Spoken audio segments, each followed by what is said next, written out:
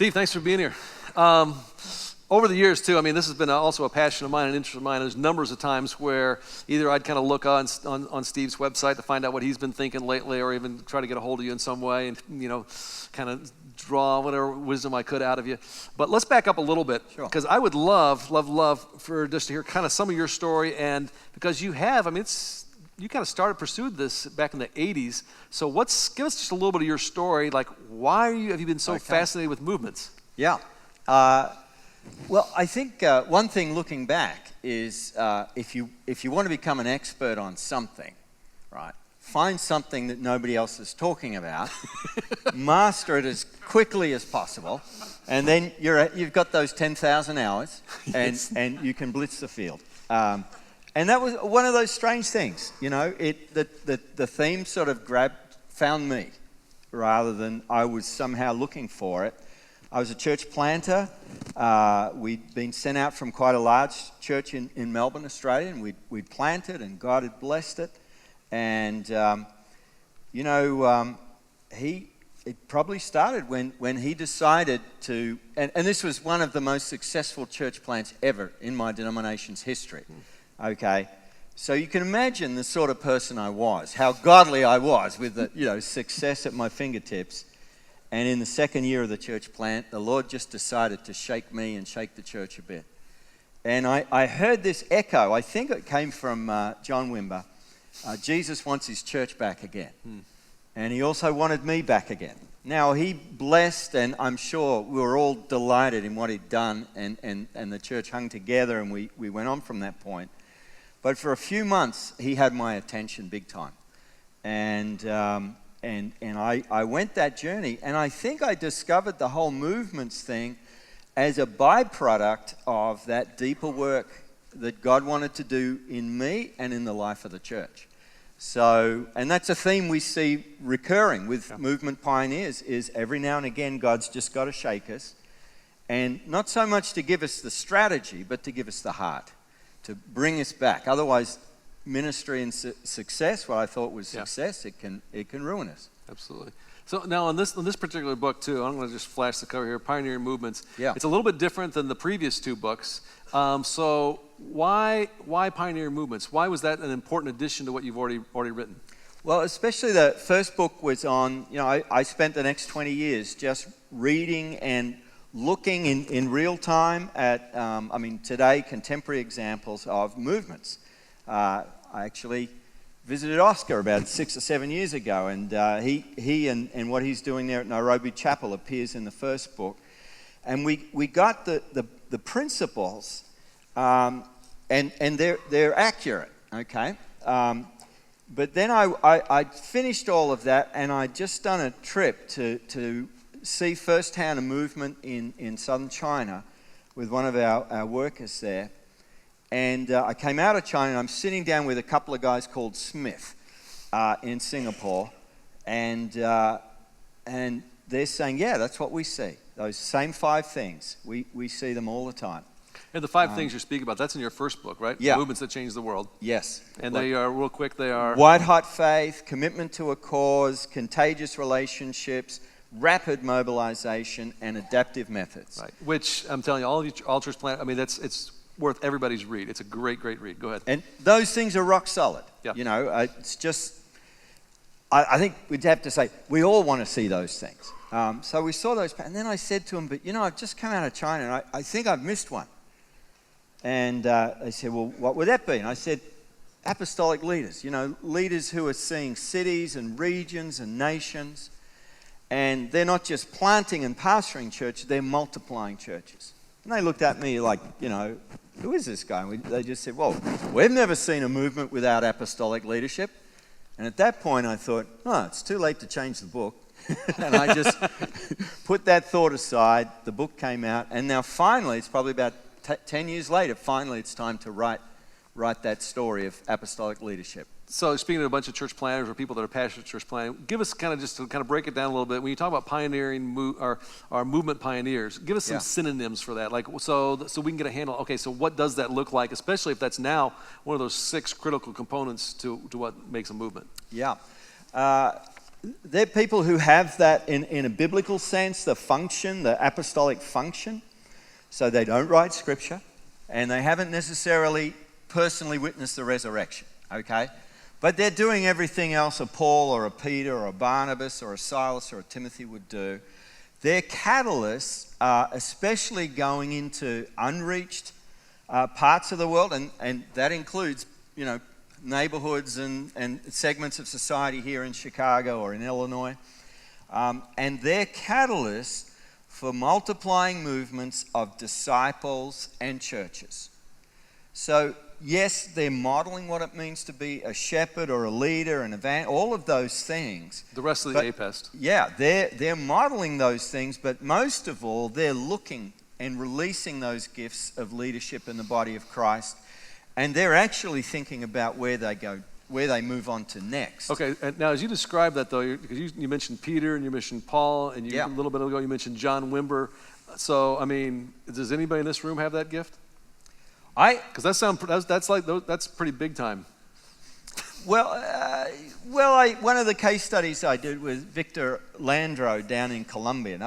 Very few people have heard of him, and I think he might have come to faith in the 60s. He's a brothel owner and a bar and a brothel. That was his business, and a drunkard. Long story, but he comes to Christ. A brothel and a drunkard? Yeah. He eventually married one of his 3 wives, I think, or something, 3 women that the other 2 didn't want to accept Christ, so that made it clear, well, I'll marry this one. He doesn't know what he's supposed to do, so he just reads his Bible and he starts sharing the gospel. Friends and family start coming. But pretty soon we've got networks of disciples and new churches all throughout the region. Well, he's not a John Wesley or something. Right. Most people haven't heard it. Well, for every John Wesley, there's hundreds of people like that who are just working away, and so they're not necessarily. You do get the John Wesleys, but they wake up in the morning and they're thinking, how can we find people who are far from God? How can we multiply disciples and churches? So they may start the first church, but they're typically thinking, okay, how can I raise up new and existing believers to go and do what I do? Okay, now as you describe that doesn't seem quite as unusual. Yeah. It seems a little more common. I remember a conversation I had with Alan Hirsch, and Alan was talking about this. He said, Ephesians even was actually written more to really a house church. And so if you understand that Ephesians was actually written to a house church, maybe, I'm making this up now, 30 or 40 people? Then, let me finish this and you can give me the numbers. Then when you talk about the APEST, the gifts of apostle, prophet, shepherd, and teacher, it probably exists within almost every small group. How would you respond to that? Pretty hard to tie down a movement pioneer to be a small group leader. Okay. So in Ephesus, typically I'd say it was a citywide network of reproducing churches. Okay. That's most likely in those cities. And if you're really wealthy, you could fit 30 to 50 people in, but you're in the top 1%. Okay. So a lot of people are meeting in fairly small groups. I'm not looking for an apostle in it, because you can't tie down any apostle worth their salt, even to one local church. Yeah. They might be there for a period, reporting back or getting it established, but they're thinking, Paul's thinking when he's at Ephesus, not just how do we reach a city of 200,000, but he's thinking now I've got Epaphras up in Colossae and Laodicea and Hierapolis. He's planting churches up there, and I'm training and doing outreach here in the school of Tyrannus. But throughout, the scriptures say throughout the whole of the region of Asia Minor, sort of Western Turkey, that whole region's hearing the gospel because of the workers that Paul's sending out. He's thinking on that sort of scale. Now, yes, you could say maybe Epaphras doing those has got an apostolic gift because he's Okay. the whole. But no, I wouldn't say. I love Alan, but I'm not expecting there has to be an apostle in every single church or home group. Okay. And I'm going to lean towards the function more than I've got a gift, because. Well, what are you doing? A lot of people with an apostolic, they don't know how to word for it, but they just do it. Like this guy, Victor, he probably never called himself. Now, you can do that if you want. Don't put it on a business card. But it's more of a function. And then the other thing is, you look around Paul, there's 100 names in the New Testament associated with his ministry. And 36 of them are leaders. They're on the small apostolic team or they're local workers. So every apostles, movement pioneer, they're putting to work just a whole host of people. And in that sense, that ministry is apostolic. Okay. Even if they don't get the title. Because they're moving, they're sort of transferring in and out of his team for key projects. All right, let me make this. I loved what you did in chapter 6, and I'll tell you, if you decide to pick up this book, it's worth it just to pick up the book just for chapter 6. In chapter 6, basically what you do is you talk about 6 levels of movement leadership. Yeah. And you break this down, and you have simple graphics. It's easy and it's to understand. And what I looked at it, and it looks like kind of a leadership path for a young apostolic leader. Now, can we just take just a moment? Yeah. And why don't you give me 1 minute on each of these? Okay. And here's the 5 different levels. You talk about a seed sower, and then a church planter, and then a church multiplier, and then a multiplication trainer, and then level 5, you says, is a movement catalyst. Yeah. All right? Why don't you talk just a little bit, explain what each of those do. So, and I think, because there's some of us in this room that I think really have the gifting where they could move through each of those levels. So you start with a seed sower. What's a seed sower? Okay. It's somebody who knows how to connect with people far from God and share the gospel and lead someone to Christ, and even the early steps in discipleship. The great thing about this is you will grow apostolic leaders, but you can also grow hundreds and thousands of ordinary believers who are the foot soldiers in a movement. If you just make sure, does everybody who's willing to, if they love Jesus, have a pulse, they're willing to learn, how many of our people know how to connect with someone far from God and share their story or a Bible story or something of the gospel and make a new disciple? So everybody could be a seed sower. Yes. Okay, then the next one, level 2, is church planter. How do you move to that? Okay.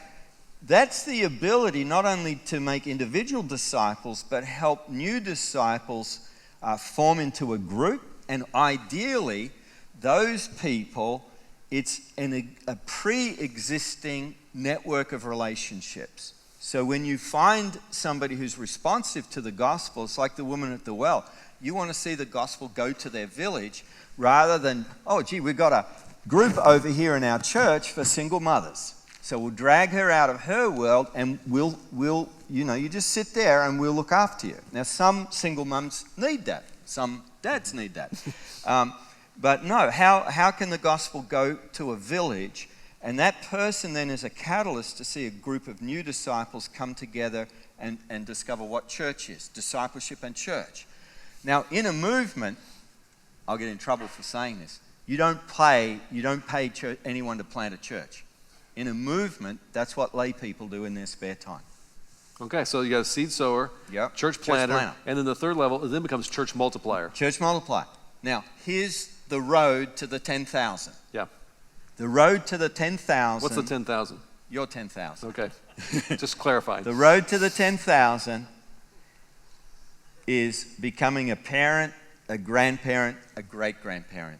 So it's actually a multiplier can not only pioneer a new group of disciples that becomes church, they can help people from within that church form a new church with new disciples. And once you see 4 generations consistently in a network like that, you're in the middle of a church planting movement. So your target to get to 10,000 is just 4. Okay. So typically, when we lead someone to Christ, when we form a new group of disciples, when we form a new church, are we getting to 4th generation? So that person is a church multiplier, and you're allowed to pay them. What's the next one? Okay, so we got seed sower, church planter, church multiplier, and to me it seemed like at this point there's a significant kind of transition because now the next in level 4 you talk about a multiplication trainer. Yeah. So if you can imagine a church multiplier having typically a stream of 4. Now some of those streams are ending because the group didn't reproduce. But what the multiplication trainer does is they can help a number of streams of fourth generation churches start. So it might be my mate Troy here. He's done the fourth generation. He's seen that down in Florida. But now he's coaching and equipping other church planters to get to fourth generation. And now they're seeing, and this is the other number you can think of, can we get to 6 streams of fourth generation? Then you're in something that's almost unstoppable. And so a multiplication trainer is seeing, they can say, we have got multiple streams now, and I'm not doing that. I'm coaching and training and mentoring the key leader who is. Okay, then the last level, you take it to a whole nother level, and you talk about a multiplication catalyst. Okay. So seed sower, church planter, church multiplier, multiplication trainer, now multiplication catalyst. What's that? Okay. It's the next step on, and it might be somebody who says, I want to see no place left here in Chicago. Is this Chicago, by the way? Yes. Yeah, we call it Chicago. Okay. So we're going to have to see multiple streams and mobilize all sorts of people to get to that Romans 15.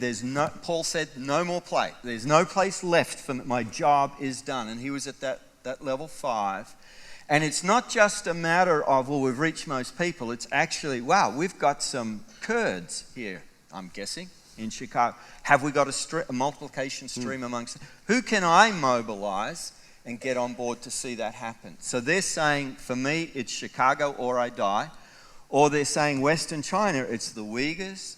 Or they're saying throughout the US, we want to reach Persians, Iranians. And in order to do that, multiple streams across a geographic area or one single people group. That's what we're looking at. I'll tell you what, too. I mean, again, I would encourage you, and I'm not trying to sell Steve's books, but that chapter 6 is worth the price of the book there. I think that's just terrific stuff. Can I say one? I'll say one thing quickly. It's not based on Steve's great theory. It's based on solid, actual movements that we're seeing that are multiplying in North India through a guy called Nathan Shank. And we're beginning to see throughout the US with No Place Left and a guy called Jeff Sundell. Very good.